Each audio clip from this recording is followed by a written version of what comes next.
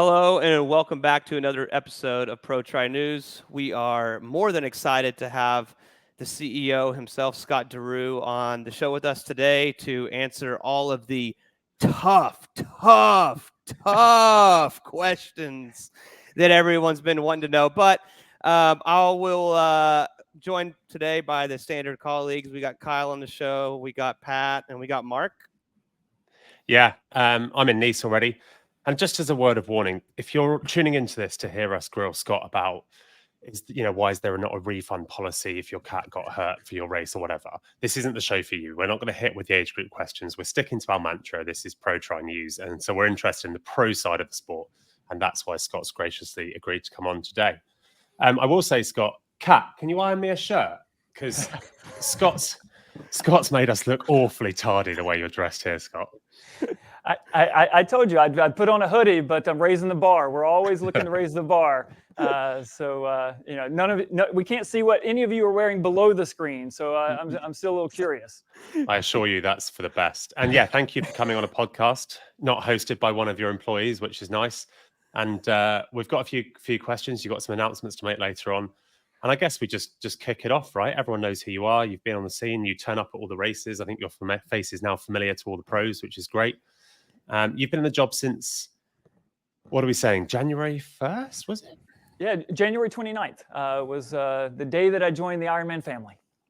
Nice. And have you enjoyed it thus far? It's been an absolute blast. And first of all, I should say to all of you, thank you for having me on and spending some time. I really admire what you all do and bringing our community together and inspiring and giving a very unique perspective on the sport. So I really appreciate you all. And I've learned a lot from watching you all. But no, it's been an absolute blast. The community's been so welcoming. I've learned a ton. And as I said when I first came on, these first months are all about engaging our community and doing a lot of listening, a lot of learning. And certainly on the pro side of things, I've learned a ton. And the pro community has been very welcoming to me. And I'm really grateful for that.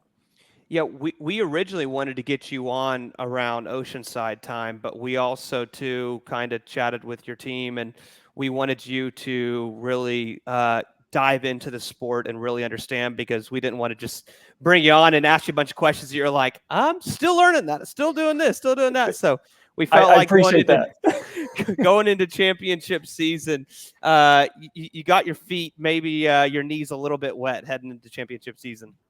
I'm at least in the swim. I don't know if I've hit the bike yet, but I'm at least in the swim. And I'm getting more confident by the day. Totally. Well, that kind of brings us to our first topic, which is the T100 series and the Ironman Pro Series. Both, I know you were not at Ironman when they announced the T100 series, but how much emphasis did T100, i.e. PTO, put on you guys to do really a deep dive into the professional athletes and kind of evolving the sport from the pro scene?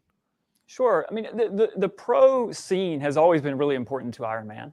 And certainly T100, PTO coming in and creating that platform, I think it's actually been great for the sport. It's brought visibility to the sport.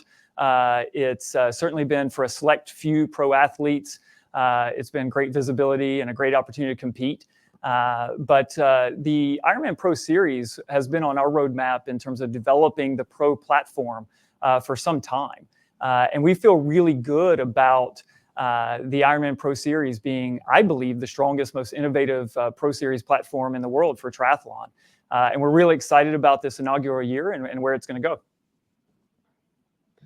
Yeah, and so it was from the outside, it was easy to criticize it as a reflex decision. Sure. So T100s pose a threat. Ironman react and put their own series out. I dare say, I think if you'd gone bigger, you could have put the PTO to bed. You could have taken all the athletes. You had the means to do it. You had the races in place. Was a bit of tempering how large you went. Is that a sign there's some longevity to this? It's not just a flash in the pan to try and get rid of the T100. As in you tempered your prize pots to something that, is it sustainable for you guys? It is, and T100 competition is good in terms of driving innovation and new thinking, et cetera. So that's always good, and we're not the only 2 series that engage pro athletes and the like. So I think that's all good. What we built is something that is not only innovative, not only a great platform for our pro athletes and our partners around the world, but it's also sustainable.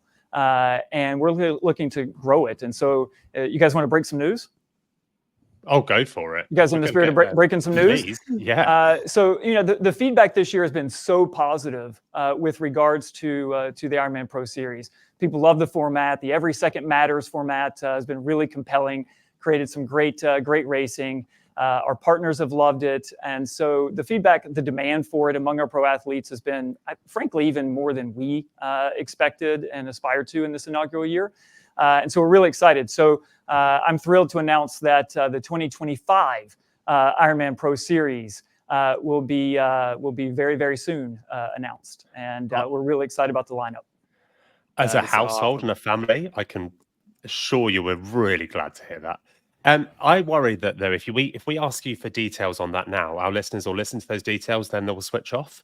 So can we save, if you're willing to give us some insight into what that series involves, can we just drag that slightly back in the show? We'll hit you with some other questions and then they have to listen. Absolutely. We will tease that and then put it towards the end to keep them engaged. Okay, cool. How much communication does Ironman have with the T100 series? Do you guys ever chat behind closed doors? Or is it almost like a live PGA golf thing? It's like we want to try to one up each other. Or do you tune into their races when they do host races? Yeah, I watch the races. I encourage our team to do the same. There's always things to learn. And that's the thing, is this is good for the sport. The more that we grow the sport, the more that we grow the community, everybody wins. And so bringing more visibility to the sport, creating platforms is great. We also want to be the most innovative Pro Series platform in the world, and I think that's what we've built. So certainly I'm always looking and learning about what others are doing, not only T100, but others. So we certainly tune in. But we're really excited about the Ironman Pro Series and what we've built. And when you think about the format that we've laid out, the competition-based prize money, our competition-based prize money is 50% the second place, 50% higher, right? So we will, in terms of our pro athlete payouts in 2024, we'll pay out roughly about $6 million. That's Pro Series plus all the other pro events. And that's competition-based pay. And in T100's case, it's about $4 million. And so now combined, that is great for the sport, right? That brings visibility, that creates opportunity for athletes. And for us, we're making sure that we continue to learn, we continue to innovate, create a sustainable model so that 2025 and beyond, we're continuing to grow the community in the sport. Do you guys communicate with each other at all in any way, shape, or form? When's the last time y'all had a meeting with each other? I was in London a couple months ago, had lunch with Sam, and just understand sort of what they were up to and hear about his experience and what's worked, what hasn't worked, and, sharing the same from our side. So, there's I wouldn't say there's collaboration, but we're certainly paying attention to each other. That's not the answer Talbot was hoping for. He was hoping for bitter hatred. Makes for great. No, clickbait. not at all. Not at all. I was just genuinely curious. Yeah, sure. Scott, we spoke about this quite a bit. We've had your predecessor, Andrew, on the podcast, a handful of times. I love to think of a world where Ironman is this amazing events team. You guys have events all over the world. You've shown that you can pull that off everywhere. You've also shown that from a product standpoint and a sponsorship package, you guys can sell sponsorship as well. I think what the T100 has shown that they can do is they can bring all the top athletes together and put on a great race and support that with some media. I love to see and think of a world where there is a merger or an acquisition where they could say, hey, look, you guys have the ability to say, hey, we've got 20 of the best events in the world. They're tested. We know how to put on races. We can book them a year plus in advance. We can sell age group racing right next to it. Can you think of a world where you guys ever work hand in hand and there is a greater partnership there, I guess? Because I like to think of it where you guys could run the business side of it, and they sell against that and run the pro sport side of it. Yeah, but Pat, I never say never. You know, I'm always open to any conversation, but I don't envision that in the cards. And again, yeah, we put on extraordinary, incredible experiences for our athletes, age group and pros. We are deeply committed to building the best Pro Series platform in the world, and that's what we're going to do. And so, yeah, we pay attention to others, we learn from others, and I'm sure they do the same. In fact, I know they do. But if we look at our Pro Series and the engagement that we've got top athletes. You go to, we're going to be in Nice. We've got 17 of the top 20 athletes in the world on the women's side competing in Nice. And so we're getting great, the highest level of competition. And we believe that the Pro Series platform that we built is not only great for athletes, not only great for our partners, but is a platform that we're going to continue to grow. And that's about growing the community and the sport. And that's what we're all deeply committed to. And so I'm really optimistic about our Pro Series platform. Yeah, that's amazing to hear that. And what I'm hearing you say, in between the lines is that you've got some vision on this, and you think this has some legs, and you can forecast the Pro Series beyond, the next 5 or 10 years. There are no limits to our ambition in terms of building a Pro Series platform that enables our pro athletes to compete at the highest level, build their brand, and for us to engage our partners and our communities in a way that grows the sport. Yep. And this is all about growing the sport in a way that then benefits everyone involved. And that's really the power of a Pro Series platform. Yes, for the individual athletes, it's great. It's a great opportunity. It's a career that you can really make something out of now. That in decades past, it was much harder to do. And so that's great for our individual athletes.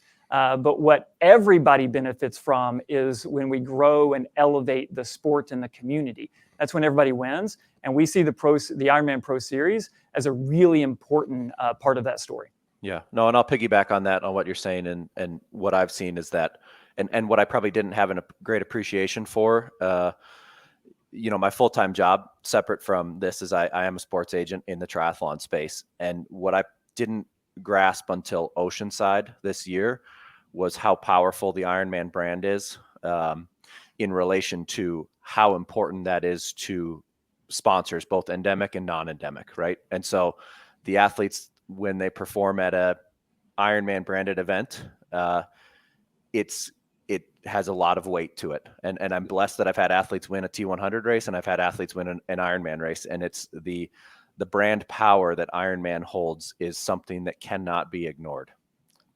Pat, I think that's exactly right. And having the Ironman brand with our Pro Series puts it on a different level. It's a different platform. And so, yes, prize money is great. Yes, the opportunity to compete at the highest level, everybody aspires to. But building the ecosystem and the community of partners and sponsors that then come in and support those athletes to then raise the bar again, that's where this is a symbiotic relationship, and having the power of the Ironman brand, which, as you all know as well as anyone, is one of the boldest, most innovative, most well-regarded, well-known brands in the world of any category. I mean, we're talking about the most tattooed brand in the world. I mean, the level of passion, the level of engagement that people have for this brand is second to none. And in terms of building the sport and growing the community, that's an asset. That's IP that we can leverage to benefit all. And we're really committed to that. Yeah. The biggest thing I think that some of our audience, myself included, struggle with is the broadcast from commentary and then the amount of commercials. I understand you guys have to sell a commercial product, but there's other companies that they don't have that challenge. Is there any changes on the horizon for that? So, I mean, if you watch any spectator sport, right, advertisements are part of that equation, right? And so, but getting that balance right is really important. And so this year's been, I think, a really good learning experience for us to understand how to elevate the quality of the broadcast in terms of our ability to cover the sport. I mean, going out on a long bike course that's outside of a city, for example, not easy to figure out that broadcast. Actually went and watched one of the stages of the Tour de France this year to understand how they do it when they're out in the countryside to get that broadcast right, because they do it at the highest level. And so getting the quality of the broadcast right, but then also understanding the ecosystem of advertisements that you build around that, so that from a spectator perspective, it's a really engaging viewing experience. We've learned a lot this year. And so across all of our distribution platforms, whether it be outside in North America or DAZN or any of the others, we're in active conversations about how we evolve the distribution and how we evolve that broadcast experience to just continue raising the bar on how engaging and compelling that watching viewing experience is. So I expect we'll have some evolution to that in the coming years. And as you mentioned the Tour de France, to almost give you a bit of credit in a way, and I think people watch the Tour de France and they just think, why can't Ironman do that? The Tour de France has helicopters filming. Their motorbikes send up to a plane, and then that plane sends it to another plane that circles above, that relays direct. The infrastructure behind that is not a million. It's tens and tens of millions, right, because their platform is so big to start with. So can we just temper our expectations a little bit and just remember we are triathletes that love watching triathlon, but it's not the Tour de France, and the broadcast platform and the money they've got to do that, you cannot expect an equal comparison from Scott and his team straight away. Shall we dive into a few more slightly specific questions? Because we've gone quite holistic on Ironman and the T100 and your series. I have one more as far as the T100 series, and I know that this is more so prior to your time, Scott, but I think for anyone watching, I would say Ironman, I don't want to use the term never took pro athletes seriously, but the only thing that really elevated Ironman to take pro sport to the next level was the launch of the PTO Tour. And like I said, I know that this kind of came after your time, but how much emphasis did the PTO get and push Ironman to do that, if you could even answer that question? Yeah, so I'll answer that question, but I would push back a bit and challenge the assertion that the pro ecosystem was unimportant or never really a priority, because we can go back decades and talk about innovations that Ironman has established in terms of pro athletes, prize purses. I mean, it was 1986 when we established the same competition standards across men and women, including prize money. And at the time, that was extraordinarily progressive and innovative and showed a commitment. The prize purses have increased over the years considerably. And we continue to increase those prize purses. The prize purse next year will be bigger than this year. I would just push back a bit on the assertion that it has been unimportant or not a priority. But to answer your question, I wasn't here, so I can't speak directly to how reactive or proactive. But what I can tell you is the Ironman Pro Series has been on the roadmap for some time as we think about the evolution of Ironman's commitment to our pro athletes. And really, again, this is all about serving the community, growing the sport, and that pro platform is a big part of that. Certainly T100 or PTO in launching T100, did it accelerate that a bit? Probably. Did we learn and get inspired by some of the specific elements of the platform? Probably. But again, if we compare the Ironman Pro Series to any other pro platform in the world of triathlon out there, I feel very strongly that we've built something that competes very favorably, is extraordinarily innovative in format. We're getting the top athletes to compete at the highest level, and we're going to do that again next year. I'm glad you kicked Talbot's ass on that one, because I think if you ask Daniela Rife, Jan Frodeno, Macca, all these people, they'd be like, Ironman did all right by me, I'll go to bed in my Swiss mansion on the hillside, and I'll feel just fine about it. Right, yeah. Specifics. Can we, Mark? I probably did it a little more diplomatic than maybe you did, but nonetheless, we got to the same point. Scott, that's why I carry bags for a living and you're a CEO of a multi-million-dollar company. So, But specific, Kat appreciates you carrying those bags. I'm So really good at it, mate. No, I'm she's- really good at it. Yeah, no, she's given me that feedback before. She really appreciates you. So, how flexible are you when it comes to things, and how in touch with the ground are you, like rules? So, I think a big holdback of professional triathlon recently has been a seeming lack of professionalism in the way that sport is executed. So, sport has to be governed by a set of rules. That's the definition of sport. And we have things like, and I know it's a hard thing to referee, but we see refereeing mistakes continuously. We see some great refereeing, and some athletes hold their hands up to it. But we see lots and lots of mistakes. We see strange interpretations of the rules. And then to give an example, we see the athletes overwhelmingly push back on something like the draft zone. So a polling survey says 90% of pro athletes want a draft zone to be more than 10 meters. 12 meters. 12 meters. The 10% that don't probably just can't ride a bike. So the athletes overwhelmingly want that. Are you willing to engage with athletes and really try to bring about changes and almost a professionalization to the refereeing itself and the rule book itself? Yeah, Mark, the quick answer is yes and yes. And so we're always open to listening to and learning from our athletes and their experiences and what's working, what's not working. And we can talk about how we do that and the specifics of that if you're interested. But I believe that Ironman has had and will continue to have a responsibility to elevate the sport from a rules, from an officiating, from a governance perspective. We play a big part of that. We don't just put on events. We really are at the forefront of leading the sport in terms of governance, rules, and officiating. And so to answer your direct question, we are very open to exploring the evolution of these rules. We've done it in the past. The draft zone did not used to be 12 meters. It used to be 7, right? And we evolved that from 7 to 12 based on feedback and input from our athletes in the community. Does it need to continue to evolve? Maybe. And that's where we can look at not only the experiences of our athletes. I've seen the same survey that you're referencing, and that's a really important input to that conversation. So is the live dialogue about, well, why? What's working? What's not working? We can also test it with real data.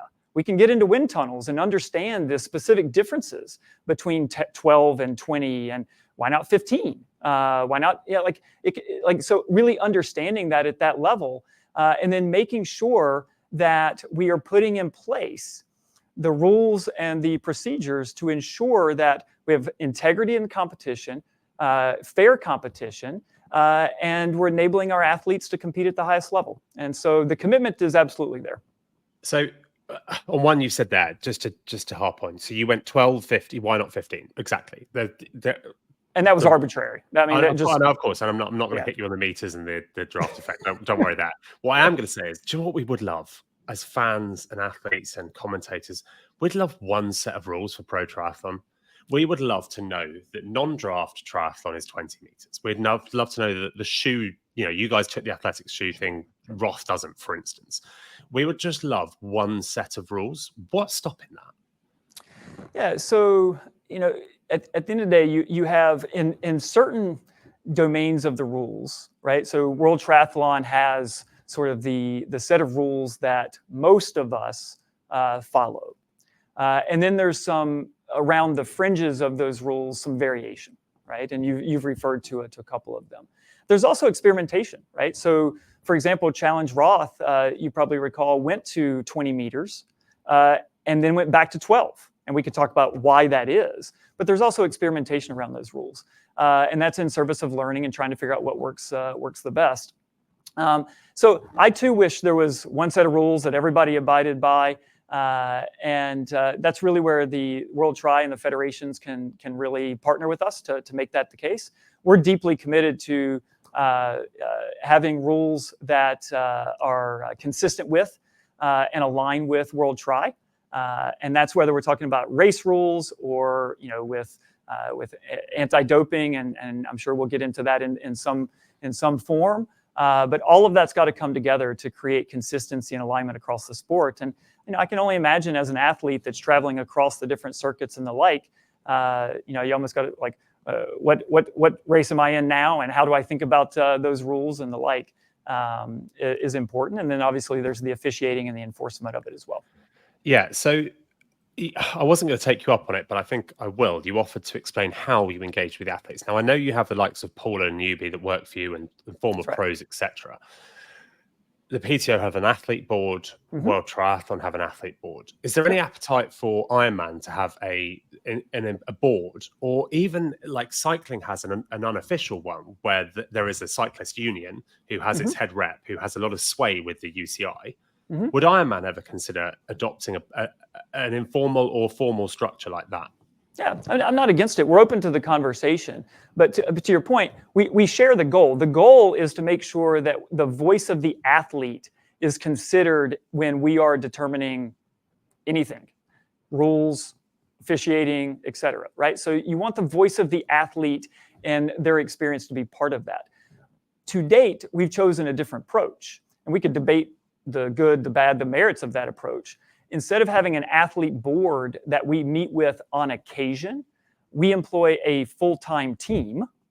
You just mentioned Paula. So Paula Newby-Fraser is the head of that team.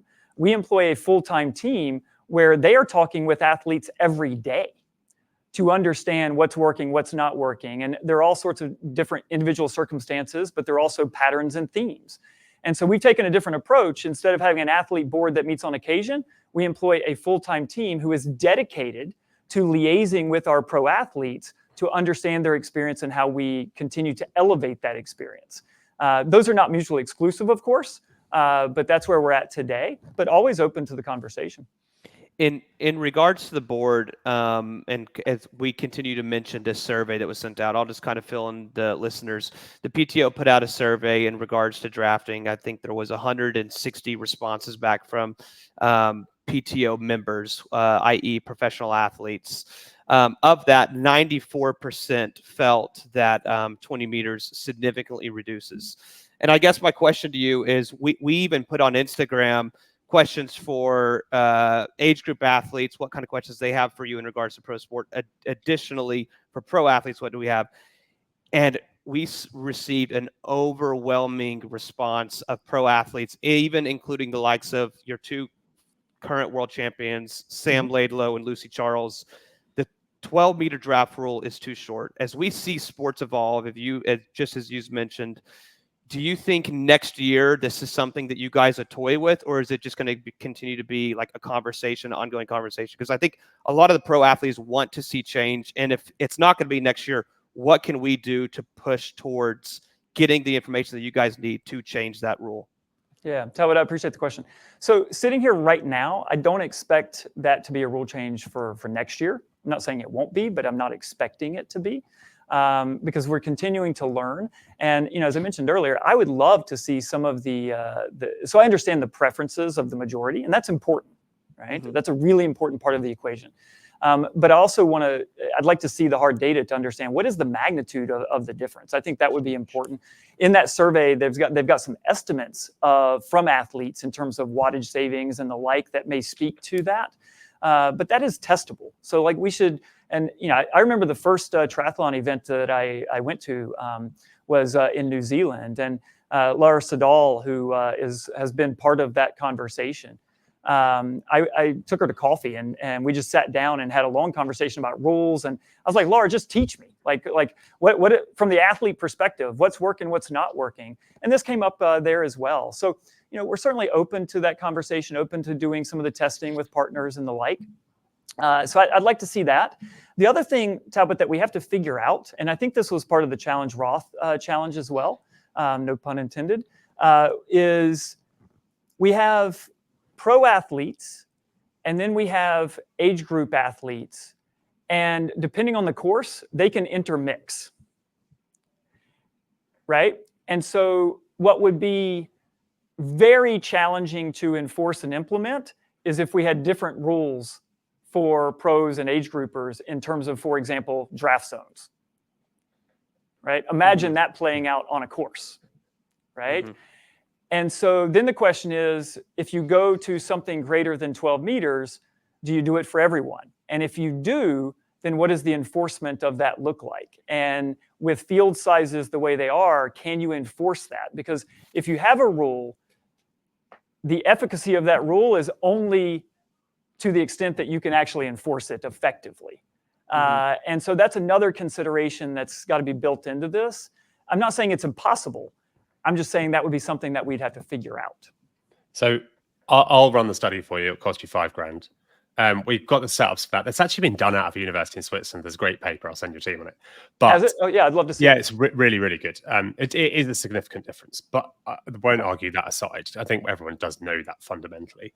I get that. And the realistic problem with age group fields is if you go 20 meters, you literally can't fit them on the field. If you go 20 meters out the swimming in Kona, and if any age group is listening didn't know this, you work out the distance of road it takes for 1,000 people. As soon as you add a meter, it doesn't work out the swim. You literally would be stood out of T2 waiting to start. So I do think you have to have separate rules. If you're going to take the pros to 20, I understand why Ironman fundamentally, logistically can't for age groupers, and they just ignore it anyway. The drafting, some people just don't care. And that's a personal problem. That's your problem if you're cheating as an age grouper. The mixing with the pros is an interesting point, and there would need to be a lot of thought once the age group field comes into there. Carl, we're talking rules. You wanted to pop in some doping questions here because I know this is a big thing Ironman do. Yeah, the news today broke that Thomas Rodriguez obviously had a 2-year suspension.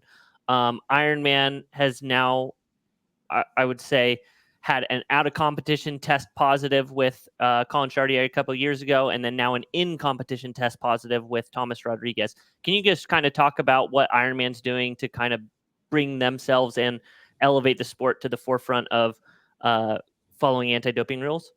Yeah, I mean, for as long as any of us have been in and around this sport, you all much longer than I have, you know that Ironman has been the leader and will continue to be the leader in terms of the integrity of the sport, fair competition, clean competition. And our commitment to that is unwavering, and it doesn't matter who you are.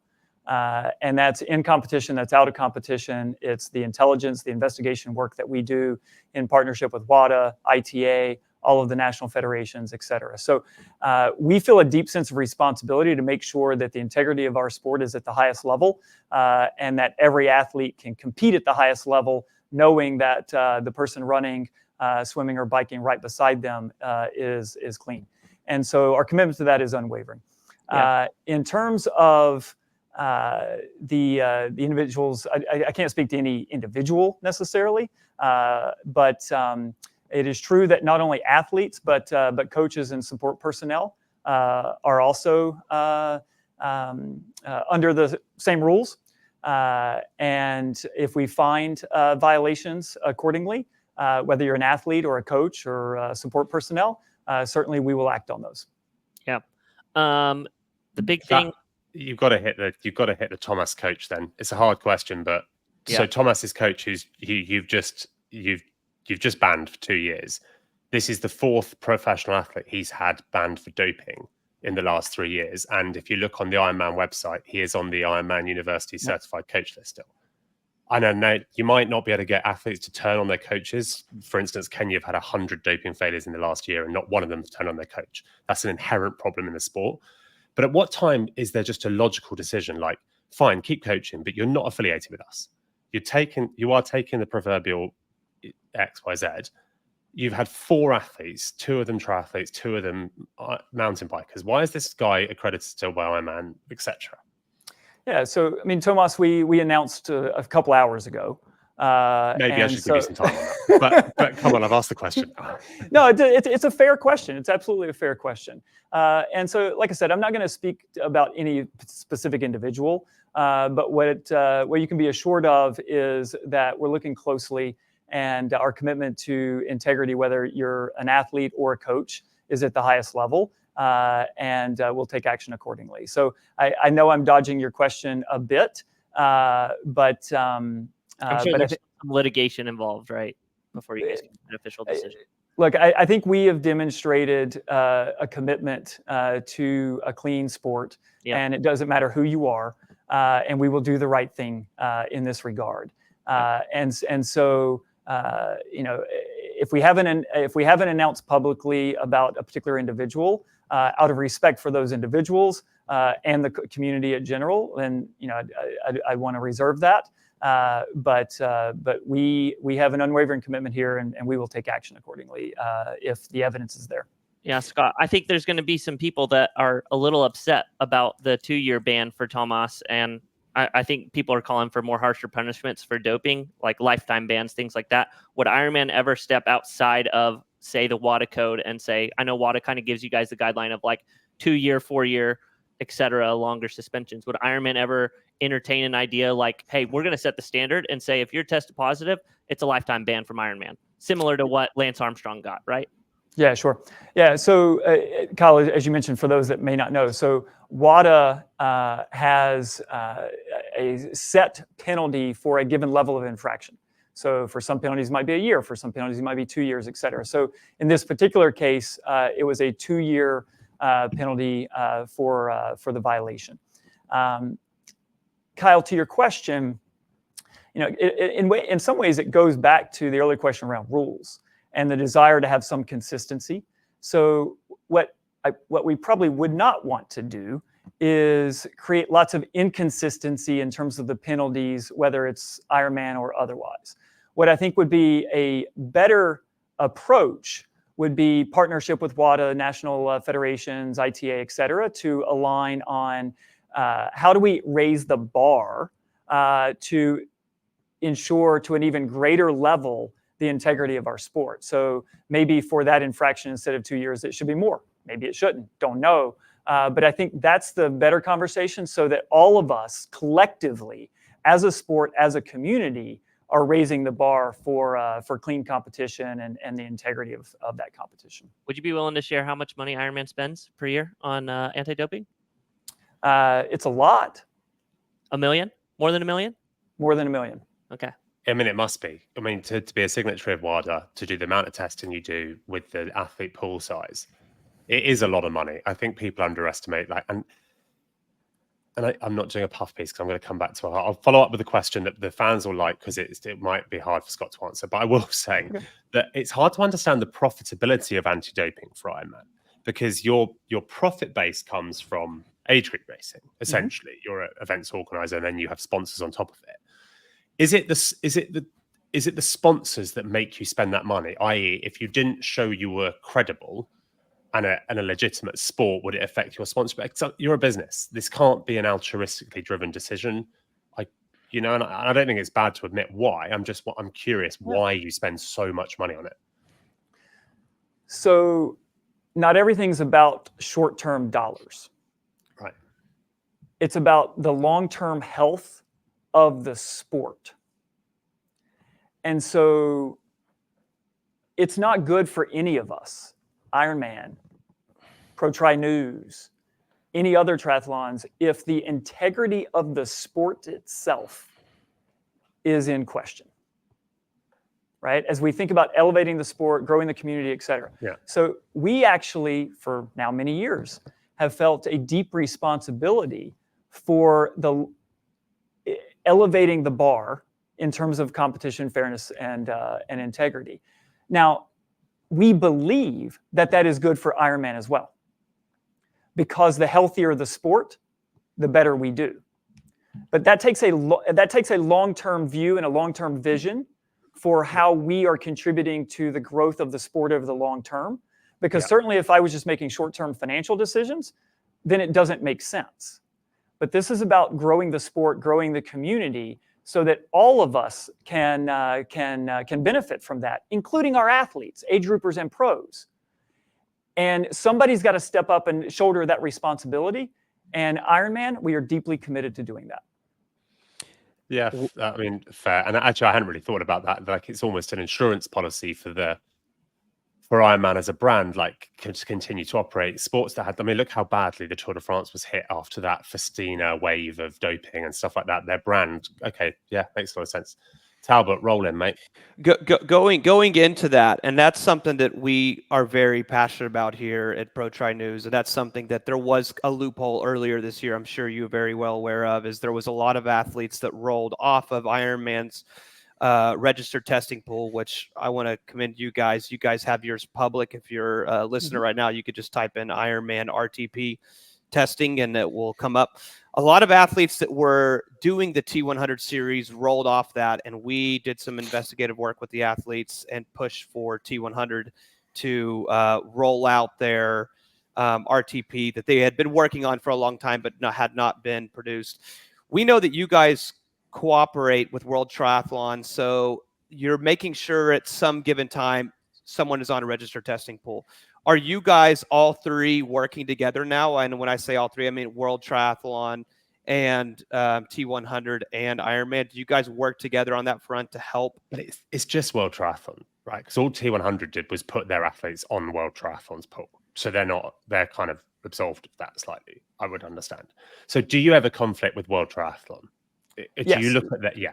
Yes. So we're in constant communication with World Tri to understand what their testing and the pool looks like relative to ours, to make sure that athletes are being tested and that any follow-up investigations, et cetera, occur. So there's really good communication going back and forth and the like. But Mark is right with regards to World Tri being the provider of testing, intelligence, and investigation for and a lot of that ends up in partnership with ITA, right? So ITA is doing the testing, et cetera. Yeah. But all that's going through World Tri. So we are in constant communication with World Tri, but we see it as our responsibility, Ironman, to make sure that the testing, our registered pool, the follow-up investigation, the results management, et cetera, is at the highest level. And so we feel a deep sense of responsibility for that. It's also why we're a co-signator of WADA as the only private enterprise in the world that is. Yeah, we bigged you up on that before. Don't worry. That is impressive. Like we have bigged you up on that. Right. All right. So I'll ask two questions, Scott. One, if you were in charge at the time, would you have split the World Championships? And two, if you would or wouldn't have split them, would you have rotated the locations like you are now? So are you happy that the World Championships split? Yeah, so this is something that sitting here today, there's a lot of people with strong opinions. So I've been here, Mark, as you know, I've been here 7, almost 8 months. And as I toured the world, talked to pros, talked to age groupers, certainly the World Championship format, now being split, Kona and Nice, is something that a lot of people have strong opinions about. Some people want it, one day back at Kona. Some people they still would love the idea of 2 days at Kona. Not possible, given the impact on the community there. There's some people that have said, move it all to Nice. There's some people that have said, have it in one location and move it around the world like the Olympics. So everybody has a different point of view or perspective. So what we're doing is a lot of listening to our athlete community in terms of what's working, what's not working with regards to now the split world champs. We're also looking at the behavior of our athletes and the demand for Nice, the demand for Kona. And this is only our second time doing it, right? So we're still learning a lot. And so to answer your question, in hindsight, I don't know. I wasn't in the seat. It's always easy to sort of look back and say yay or nay. I'm focused on looking forward and making sure that we are listening to our athlete community, understanding their experiences at a really deep level, and making sure that we're giving our athletes, pro and age grouper alike, platforms to compete at the highest level and be celebrated for that.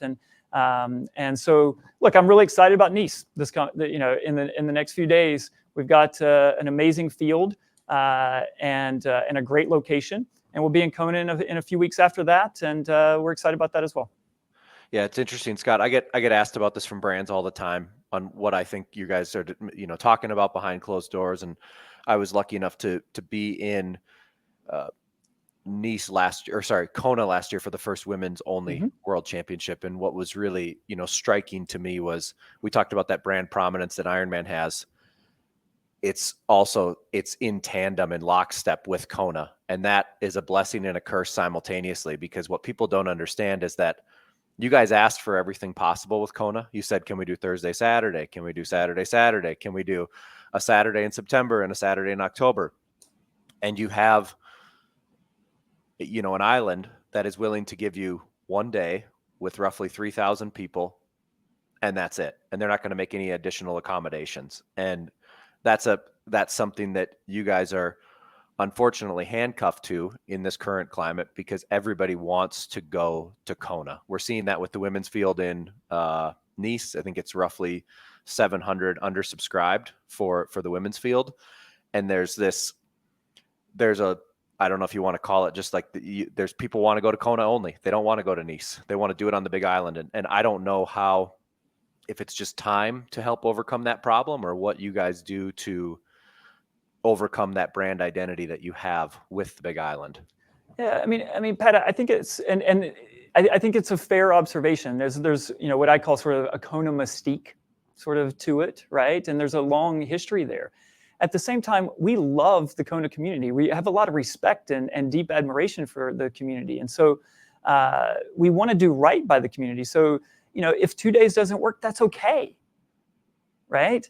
And so, but you're exactly right in the sense that there are many, not all, but many in the community that for them that Kona mystique is real, and so our opportunity and challenge is to figure out how we think about that, and at the end of the day, the goal is with the World Championships is to create a platform where our athletes can compete at the highest level and be celebrated for doing so, and to leverage the World Championship to grow the sport, grow the community. And so that's the objective, right? The question is, what format is going to best serve those needs and those objectives? And so I can't tell you, to Mark's question, in hindsight, what I would have done or would not have done, et cetera, et cetera. But looking forward, those will be the principles that we use to figure out how we go forward. But right now, we are extraordinarily excited about Nice and about Kona. And even though, Pat, to your point, the field size might be a little smaller than it could be, or a little fewer in terms of athletes, we have an extraordinarily top field, and the quality of athlete and the level of competition is really, really high. Yeah. And so I bet if we look at finish times relative to past and those sorts of things, we'll see in a few weeks. But I expect we're going to see a really high level of competition this year. In the Nice Kona split, I understand the Nice contract that expires next year. Is that correct? From the original contract, yes. Yeah. I will say, this Kona nostalgia thing, I get it. I get why everyone wants to go there. I kind of wish it didn't exist, because honestly, Nice is a better Ironman. Well, Ironman wishes it didn't exist either, because they could sell way more entries. Like, we're all aligned there. It's genuinely just a better race. You don't have to spend $17 on a coffee. It's quite nice in a way. So, right, we're going to drop one of the questions we had, because we haven't got you for much longer. I really want to hear more about, selfishly, so we can get planning some stuff in the calendar, because it's lovely to hear about races nice and early. Can you tell us more about next year's Pro Series, please? Is it going to be the same format, same races? What are you guys doing? Yeah. The feedback has been overwhelmingly positive this year in terms of the format. So the format will stay the same. So you got similar points. The Every Second Matters theme will run through. So the format largely stays the same. The 5 sort of top races that count, that stays the same. So all of that, the basic architecture of the Pro Series stays the same. The biggest change year over year is how we've balanced out the schedule, both in terms of geography and time, if you will. So if you look at this year's schedule in 2024, if you look at the early season races, for example, they were very North America loaded in the earlier part of the year, and so we've balanced that out in 2025. So we'll actually start down under in Australia, in Victoria, Geelong. That's not convenient, Scott. We're going to have to rethink that. It's a real long way. No, Hey, amazing. I got to fly there too. So Okay, cool. So we're starting in Geelong, Australia. But yeah, so we'll balance it out from a geography perspective, which I think being a global sport with a global community, I thought was really important for us to do. So that's probably the biggest change, is just how we balance the schedule in terms of geography and just the timing of races. Something that was really important to us was some of the feedback that we had heard from our athletes. Again, the theme that you should be hearing from me is athlete first in everything we do. And so that's part of the listening, that's part of taking the feedback, and that's age group and that's pros alike. And so some of the feedback that we had gotten from our athletes was that some of the races were too close together. The travel demands of going from North America to Europe or vice versa. And so we took a lot of that feedback into account as we were laying out the schedule for 2025. But given the demand we saw from athletes, the interest from partners, and spectators that are either new fans to the sport or fans that have been re-inspired by the Pro Series, we've kept a lot of the format the same. It's created some really intrigue and drama in some of the races, and I'm really excited to see that come to a crescendo at the Worlds coming up. I think there's a couple of things that I quite like about this alternate format. So I'm looking at it in front of me. We'll post this on our page the minute this pod drops. We'll drop it just after Ironman make the announcement. So you've got an Ironman quite early on before Texas this year. So you have an Ironman South Africa in March, which it looks like it replaces essentially Vitoria Gasteiz, because you then still have Texas, you have the European champs. So you've gone to the championship races. So you've got the North American Championship race, you've got the African Championships race, you've got the European, which is always split anyway, makes sense. And then you've got the Southern Hemisphere champs, it being Cairns effectively is. What I really like most, though, is the series finishes with just World Champs races. Right. So you have the Ironman World Champs races, and then it finished with the 70.3. There's nothing in between, because at the moment we have like Bustleton like awkwardly stuck in there. Was that a deliberate thought plan? Like it just crescendos on the big races? And that's exactly the term that we've been using in the team is we want it to crescendo with the world champs. And so, Mark, your instinct there is spot on. And as you pointed out, on the Ironman side, you're now across 4 continents, right? So we've added South Africa. And so you've got Oceania, Europe, Africa, and North America. And on the 70.3 side, if my memory is right, you got 5 in Europe, 3 in the US or North America, and 1 in Oceania. And so that's the balancing out of that schedule to create truly a global platform for our athletes. That also feels slightly more reflective of the number of pros you have. Like Europeans, there are a lot of European pros, and it was obviously very American heavy. Again, athlete first, everything we do. So talk to me about the prize money. Is it the exact same? It looks like you've adjusted the amount slightly to pay the bottom a little bit heavier. Or have I not misremembered it, or is it exactly the same break of prize money? So we've changed I guess it depends on how you define the bottom, but like you've pushed down the 11 to 15. Is it a bit more money lower down slightly, or am I misreading it? Yeah, because it used to be 11 through 50th was the exact same amount, and then now it's breaking down 11 to 15, 16 to 20. So you're getting a little bit more money outside the top 10. If you're in that top 20, it's still worth fighting for, kind of thing. Yeah. Right, but less as you go further down. Yes. Right. Because it used to be top 10 and then it was like a bulk payment or whatever, was it? Yeah, essentially. A standard payment. So now for our listeners, first place, 200 grand, second, 130, and then it rolls down. 10th place gets 10 grand. Right. 11 to 15, equal pay of $8,000. And then in every 5 bracket, it descends where eventually you get to 41 to 50, they get 3 grand apiece. 1.7 million. And you're telling me 1.7 million is this. Here we go. There's a question. You said it's sustainable. This decision you've announced for 2025, you've said it's sustainable, which makes me think 2026 is already on your thought process. 27 is maybe already on the thought process. Thought process for sure. And so, again, the desire here is to build a platform that is sustainable, that is great for our pro athletes, great for brands, partners, sponsors, et cetera. Great for fans and spectators, but it all comes back to how do we continue to elevate the sport and grow the community. And so we want to make sure that we're building something that we can commit to and that is sustainable over time. Obviously, I can't sit here and predict the future. I don't have a crystal ball, but that's the desire. That's the intent. Earlier in the show, you mentioned the increase of prize money. Did you mean for the bottom half payout, or is the prize money still going to stay the same for the Ironman Pro Series races? I think you mean across globally. So you pay 7 million total, or 6 million, whatever it was, total amongst all the non-Pro Series races as well. So Pro Series and all pro races combined will be right under 6 million this year, and next year will be over 6 million. Okay.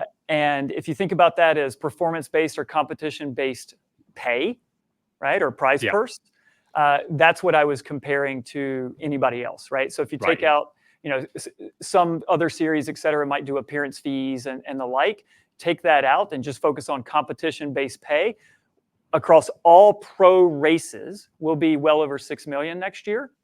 Yeah. The Pro Series, the 1.7 million bonus, et cetera, even though we've changed the payouts based on where you finish, that has stayed the same. I'm pretty sure you can put this one to bed. It's not on the script, so you can just say no, but it'll answer rumors on the internet. Did you guys pay Lucy Charles to turn up in Nice? No. There we go. Straight answer. One more about the prize purse, Scott. So Ironman World Championship is currently $750,000 pot. What would it take to get that to $1 million? Nice round number. Sells well, Scott. Yeah, it would sell well. And Kyle, I would say, why stop there? Our ambitions are even bigger.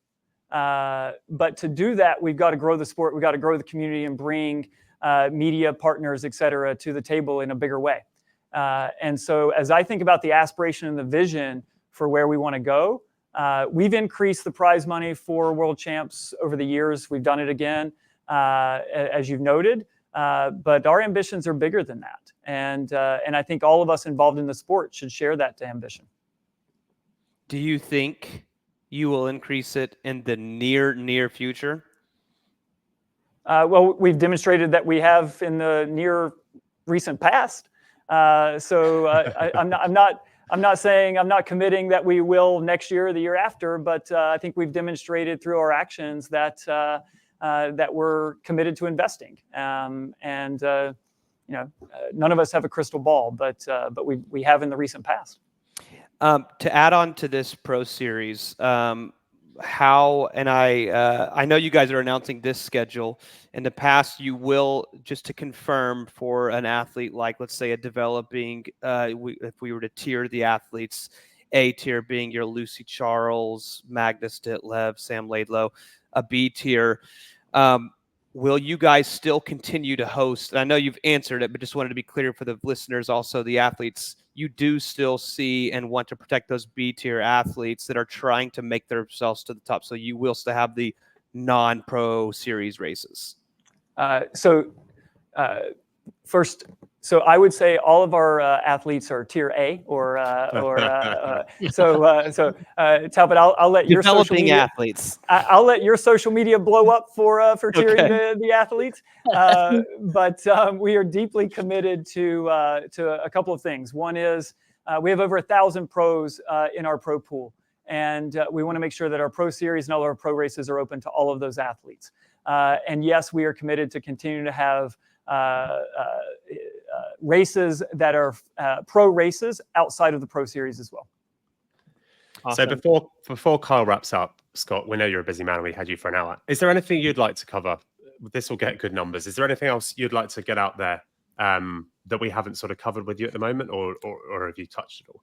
No, I appreciate it very much. The thing that I want to make sure that our community understands and appreciates is that our mentality and our approach is athlete first in everything we do. I mean, my experience coming into this has been in organizations and businesses that you transform, you grow, you elevate because you're customer centric, or in our case, you're athlete centric, whether that's pros or age groupers. And so, whether that's the races that we introduce, like we just introduced Boise, we just introduced Leeds, that is based on feedback from our athlete community. This year, we made significant investments in the swag around the events, right? So we invested a lot in new bags, new medals, new shirts. And the satisfaction scores of our athletes are through the roof. Next year, you'll see pretty significant investments in our village experience and the programming around that. So we want to create a spectacle. We want to create an experience that's inspiring to people. It brings new people into the sport. We grow the sport. And so all of that is coming from an athlete-first perspective and mindset. So that's a thing that I want to make sure everybody appreciates and understands about how we're thinking about it. And for myself personally, I'm trying to put myself in the shoes of an athlete. I was inspired by Mark the other day and watching him race. I was inspired by Talbot the other day, competing with Andrew. And so in a few weeks, I'll go to my home state and hopefully I can find my way out of the water and complete my first triathlon. Hopefully. I went to swim school last weekend. So I'm trying to put myself in the shoes of our athletes, experience it firsthand, so we can continue to innovate and raise the bar. So, I love our community, the passion that people have. It's really inspiring, and I'm proud to be a part of it. Scott, thank you so much for joining us. Best of luck at 70.3 North Carolina, and then we'll see you in Kona the week after. We appreciate you coming on and answering some of the tough questions that we had for you, and you kind of setting aside time so that we can kind of get this information out. It's really exciting that the Pro Series is going to continue for 2025 and beyond, and we're super stoked to come alongside you guys and drop this announcement today. So appreciate it, and we'll see you in Nice, and we'll see you in Kona. Entirely my pleasure. Thank you, guys. Appreciate it. Thanks so much, Scott. That was Scott Derue joining us, the CEO of Ironman Triathlon. The big takeaway straight away, I'm pretty stoked there's a Pro Series. Selfishly and publicly, I'm pretty stoked there's a Pro Series in 25. Yeah. I mean, whenever Scott kind of announced that, I thought it was super special, super cool that they wanted to drop that with us and kind of record with us to get that information out to everyone. I think that they want to come alongside the media and get information out with people that are. It is hard. It is hard for us because we'll get loads of comments screaming why we didn't ask him about this, that, and the other. But we are pro Tri News, and the pro questions, the big things. We put surveys out, as Talbot touched on during that podcast. Like, what did the pros want to talk about? They do want that drafting rule extended. Yeah. I wish he would have answered it. No, he did answer it. So I know he answered it, but he didn't give us let's do it. Someone's going to get mad about it, and we didn't get a full answer because it's not going to be next year. Then when is it going to be? What did you want? You'd have only been happy if he said, yes, we'll do it next year. Here's my question. I would have been happy if he would have said, let's investigate it. This next 6 months. And he said, we're not doing it next year. That's the answer. Okay. But here's what's perplexing to me. They said, we're athlete first organization. You've got a survey of 160 athletes. Over 90% of them want that rule changed. To me, it's so easy to just say, hey, for the pros, we're going to move to a 20-meter draft rule. It's almost unanimous that everybody wants it. Age groups are going to keep it at 12. It seems to me, because there's been a stickiness here, whether it's with Scott, who I loved having on, Andrew, who I loved having on. Somebody behind the scenes at Ironman has got their fangs into whether it was Andrew or Scott, and they will not allow this rule to change for some reason. Or it's someone within the rules organization. Yeah, of course, of course it is. But it's just the difference is you've got a CEO next to your title. If this is what your pro athletes want, they're not asking for, in this case, what's the number one thing that we hear about? 20-meter draft rule. They're not saying raise the prize money. They're not saying we want appearance fees. They're saying the thing I struggle with on that, Pat, is okay, the PTO, the T100 say there's a 20-meter draft rule. How many penalties have they given out? Yeah, exactly. And how bad was the drafting in? How bad was it? Yeah, that's a fair point. I think the drafting's worse. Whatever to the drafting at 20 meters, it's then if they're drafting at 17 meters, it's not 10. There's a big difference. I think people get really hung up on that. I think it's the officiating quality that makes more difference. We got to get officials that are calling the same call at Ironman in Spain and an Ironman in the US. I'm sorry, but I just strongly disagree with you guys on this. The pros have spoken. 12 is too short. you even look at a recent, I won't even name the year, 70.3, that, I mean, it's a draft pack at the front of Ironman events. Like you can't deny that. Like But Talbot, Yeah, it says seriously everyone can't that deny it. swims shit, but it is a bit, like Yeah.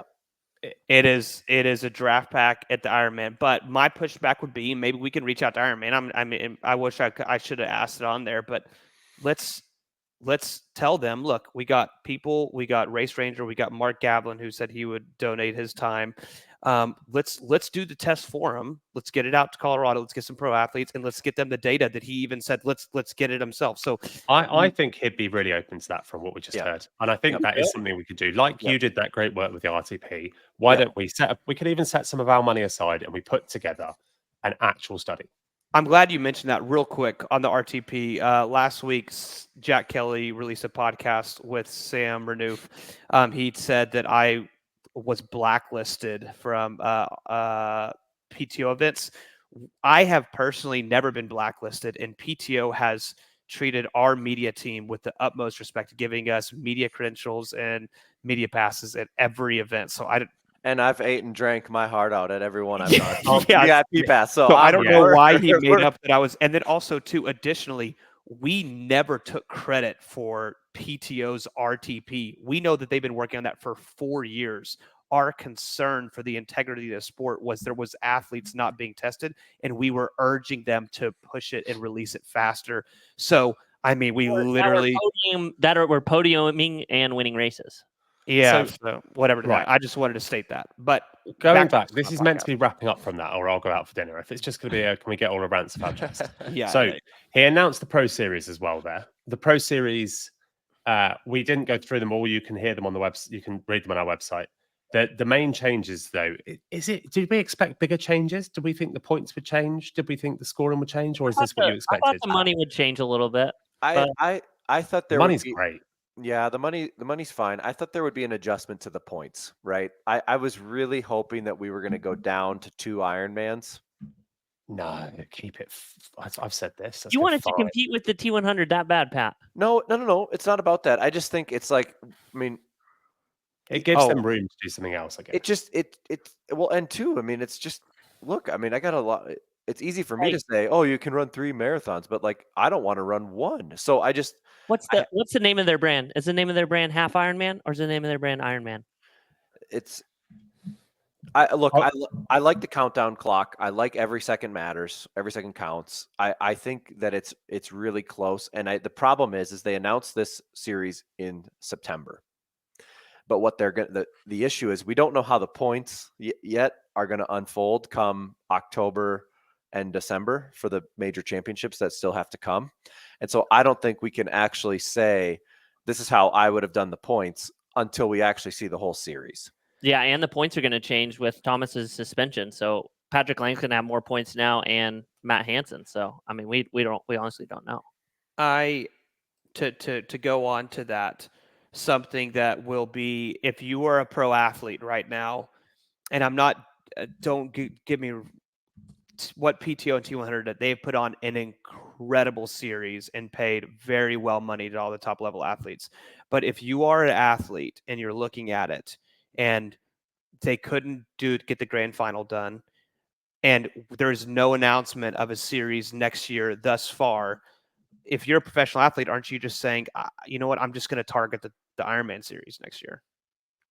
I mean, I think the answer, you will look at the upper echelon athletes will look very heavily at that now. And I wish this is something I could have, I tried to say to Scott, but the difference in pay for bonuses for Ironman branded events versus the T100 events, it's outrageous. People they would think that I'm lying through my teeth. Mm-hmm. Can you share how much it is, Pat? 2x, 3x? I'll say one number I was thinking about earlier. I think any bonus, and I won't say how much they might be, any bonus you might get for any other race, Kona or Nice, the Ironman World Champs, times it by 10. Yep. I genuinely think an athlete, Lucy Charles, she has Cube as a bike sponsor, she has Roka, she has glasses where she has wheels, she has all that stuff. All those separate brands will have a bonus structure for races.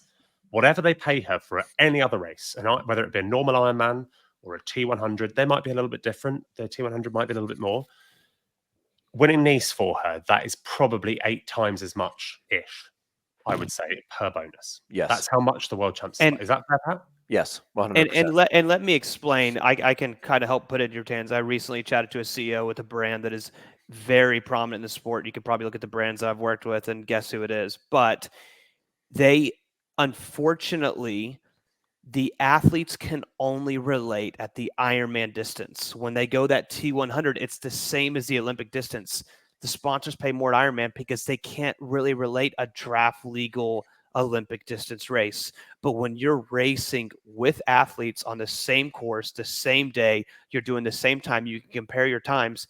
That brand is like, our target is these athletes. And so why would we not sponsor the athletes that are mainly doing Ironman events? So I thought there were 2 other things. He did a very CEO political job, pretty open on most, and his tone on some of the things. He answered some questions without answering them. Did you guys basically get the impression if he was the CEO, he regrets that it split? I think he understands That why they had to try it, They- but they- now it's a bit of a like, oh god, this is a minefield. Yeah, and then obviously he just, I mean, he goes, this is one of those, and what I heard also in that was, man, I don't know how I'm going to make a decision on this moving forward because everyone has an opinion on this. yeah. Yeah. And But so- look at I him. thought you did a good job, Pat, of pointing out the restrictions they have in Kona. It can't be 2 days. No, it Ironman have no sway on that. They No. can't do anything about it. It cannot be 2 days, and it can only be 3,000 max athletes there. Yep. And they, No, and it's they just- want the separate broadcast for women. It does work really well. it's just, it's the issue of is like, Mark, you and I were in Talbot when everyone was here for when they did Ironman World Championships the year in St. George. Like that year was a flop too because everybody wanted to just wait till October. And so it's, obviously everyone that I'm excited to go to Nice this weekend because everyone that has gone to Nice has said it's incredible. And so maybe there's a world where Nice will say, yep, we can do, the other issue was when Ironman did the 2-day race, their staff was effectively up for 4 days with no sleep. And so there's also a problem if you run the 2 events side by side, a men's day and a women's day, it puts too much, it's too hard for the staff as well because there's a day of prep, then there's the race, then the next day there's prep, and then the next day there's a race. So like they're up for 4 days. So it's logistically, it's kind of a nightmare all around. I think maybe there's a world where they get to Nice and they go, okay, we're going to do the men on Sunday, then we're going to wait 5 days, and then we're going to have the women race on Saturday. And that might be the only way that you can kind of do 2 in the same place. I mean, don't get me wrong. This guy, couple things I'm impressed with him. He does his homework. You know that he is seeing right now that they're at award ceremonies, slot allocation, roll down, and females. They're literally the announcers. Like, is there any female here that finished the race and wants to take a slot to use? He knows that. Yeah. And the other thing I want to commend to him is like he is diving deep into athlete experience, which I thought was really impressive. This has nothing to do with this podcast, but like let's just take the swag bags for example. That is important to athletes. Weirdly, so important. Medals, so important t-shirts, to athletes. and they are way nicer this year. I hadn't even noticed it. I didn't even realize it was a conscious decision, and that's stupid of me. I should have realized. Hang on, the swag, and actually, the athlete villages are better. They really are, and that it's the athlete experience. I hadn't thought how deliberate that was. Another one I thought. I'm glad. Hold on, wait, one second. Let me go on from that. And something that I love that he said is when Kyle asked the $1 million question, he said we should go beyond that. But they have to earn enough. But that's what's can't just spend it. But his head is in the future. His head is in the future, and that's why it's building his whole thing. It's not like he's just BSing us. He's saying the athlete experience, and he was able to follow up at the end with what we are doing to make the athlete experience to grow the sport, and that's grow the. I like the honesty that they only want the athlete experience to grow, and it reflected in the answer to the doping question that it's not altruistic. He was honest. It is profit margin driven, but it's because the profit margin is driven by how much people believe the sport, enjoy the sport, want to take part in the sport. So we have to spend the money on this. Yep. So when people go, oh, they're only doing that because, No. yeah, of course they're only doing it to make money. And he's pretty honest about that. But as a byproduct, it makes it better for everyone because then you enjoy what you're spending your money on more. But No, not well, only like yeah. I think people forget that Ironman's also a business. Like they have That's what I'm 200 saying, yeah. 500 mouths to feed at Ironman Group. Like they're a business. They still have to pay employees. They can't just pay the pros all the money in the world that they want to pay the pros and go $50 million in debt. Yeah, but it was a great reminder that they can't be seen as a farcical sport, because then the Qatar Airways, when they're looking at properties to invest in, they have to say this is actually a great product. There's an average of X amount of age groupers. There's a professional series. Like this is something that we can spend whatever the amount is, 8 figures on, 7 figures a year, and support it. I guess one thing I regret not asking him slightly is I think we could have gone with the safety question with some of the incidents we've had in the last couple of years. And, one of them did involve the pros, not directly. They were going past it. So we probably could have got an angle on that. I wonder if we can, that would have been a good question to ask. I think I'd have enjoyed his answer. On that. The one question that I really wanted to ask, but I missed it earlier on, or the suggestion I wanted to offer was, the one thing that I want to get really past in triathlon, whether this is with the T100 or Ironman, is understanding the health of the sport for the athletes. And so I've said this before, but with the UCI, all of the teams have to submit their finances over. So they've got to submit how much the bike companies pay them, how much the sunglass companies pay them. And if the athletes signed a contract with, whether it's T100 or whether it's with Ironman, and shared their contracts every single year, Ironman would be able to look at that and go, okay, year over year, the health of our sport for the athletes is going this way or it's going this way. And how do and how would those athletes living out of Andorra hide all their cash? Because there are some sweet tax dodgers in our sport that do not want to be signing that contract. So One question we didn't ask, and the reason we didn't is because they are working on it and they're going to change the process, but is pro start list and athletes not being able to get into pro series list. And so are they reviewing that? They're reviewing it and they're changing it. So we didn't want to like chase rabbits on and waste questions on things that will Dan's change. still in the chat, he can put a yes or a no. Is the start list policy changing next year? Yes, it is. There we go. Dan from they've already answered it. Yeah. Yeah. So those waiting, wondering why we didn't ask that. Yeah. How are they going to, those problems we had, like Texas oversubscribed start list, clearly that was a teething issue. I don't think they expected the mass numbers they got. And so there's going to be a waiting list and looking at other things. So there'll be automatic. I guess there'll be featured athletes that will get slots, because you don't want your Patrick Langers and people like that not able to get on, and then etc. So we'll wait to hear an announcement on that from Ironman. Exactly. Another thing that I wanted to hit on, but he single-handedly destroyed me, so I couldn't really. But was saying that they didn't care as much about the pro athletes. Yeah, what was that about? No, but I know what. I know what he means. Let me finish it. They, and I will stand by this because I single-handedly experienced it. Ironman and their past did not like pro athletes building a brand and capitalizing on the Ironman name, but now they are, and he even said it himself, they are trying to help pro athletes build their own brands. No, and I will they say see the amount of they the are amount of content you them. now get off them. Yeah, so they're letting that. So a good one to think about that. Iron Will. So the series launched today. I don't know if you've seen them, so you can tell what day we recorded this. But the Iron Will series launched. Those videos, those things like that are great for athletes, because randoms, hundreds of thousands of people will see those. They're like, fucking hell, who's this Magnus Ditlev guy? He's a bit of badass, and they go follow him. Like those kind of videos are actually really beneficial to pros brands, and if it increases their exposure, then it increases their earning off the side. And I will say to those always screaming about prize money, that is pennies. It's not pennies, that's not the wrong. It's a small proportion of what it's worth to an athlete if their exposure is as big as, say, Lucy Charles. If you can get all of that Ironman athletes as big as Lucy Charles is, then the dependency on prize money reduces. So the growth and exposure of the sport also benefits athletes if we draw people up into those stratospheres of the Danielas, the Jans, the Lucys. If you have 30 athletes up there, it is actually another side way of earning for your athletes. Yeah. And if you look at as well, on how much. I mean, he even said on here they spend over $1 million in doping. So if you were to add like the Pro Series, the broadcast, anti-doping. sorry, anti-doping. Yeah, they're not made for athletes to dope. My bad.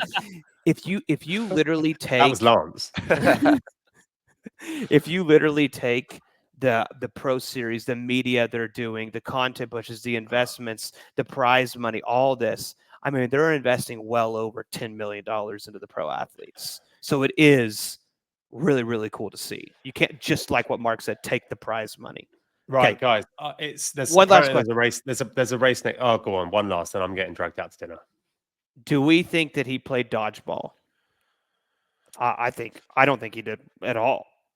Personally, No, I think he was just quite like the 12-meter rule, right? He could have wish-washed over it. I don't like the answer, but he said no. Next year it's still 12. Yeah. Yeah. And he said, let's get the data and let's look at it. Yeah, Sports so evolved. it's not the answer you want to hear, but he didn't dodge the question, to be fair. Mhm. It's just not what we wanted to hear. Yeah. No, I Which think is fine, really. Look, you know? I think what was cool was he came on the call 10 minutes early. There was clearly he's got a great energy. There's a youthfulness to him. There's a curiosity to him. I'm really excited for the future. You know, whether his term is 10 years, 15 years, where he ends up. Like I think we're in great hands. Can we see if we can get our listeners to break their tracker? Everyone, what race is he doing? He's doing Oh. Ironman South Carolina? Everyone on the tracker app. North Carolina. North Carolina, 70.3, Wilmington. Follow Scott on the tracker app. Yeah. Let's see if we can break their tracker. We'll do a lot of posts. When Scott hears this before his race, Scott, you're going to have 40,000 people following. Yeah, what's his time going to be? What's the course like? Is it hard? It's not this weekend. Let's do it before we're in our next we'll review show. remind them. But I reckon he's a fit guy, you know. Yeah. I know he hasn't done it. I think he's got like a 5.5 in him. I could see that. I could see him doing that. He's worked in gym industries his whole life. Yeah. I think he's got that. Anyway, I've got to go for dinner, guys. I really enjoyed that. With that being said, I just want to thank everyone for tuning in. I hope we answered those tough questions everyone's looking for. He's being silenced. Oh my God! Don't even get me started. We really enjoyed it. We will definitely have Scott on again. If you're an amateur athlete, you've got to take stuff out of this that he is wanting to grow the sport, and it's really, really cool to see that. So super excited. Boise leads everything. This is an incredible time for our sport, and we'll bring you next up will be the pre-niche show. So thanks again, and we'll see you in the next one. Already before this. I hope you enjoyed our niche show. Yeah. Listen to it again if you want. See ya. Peace.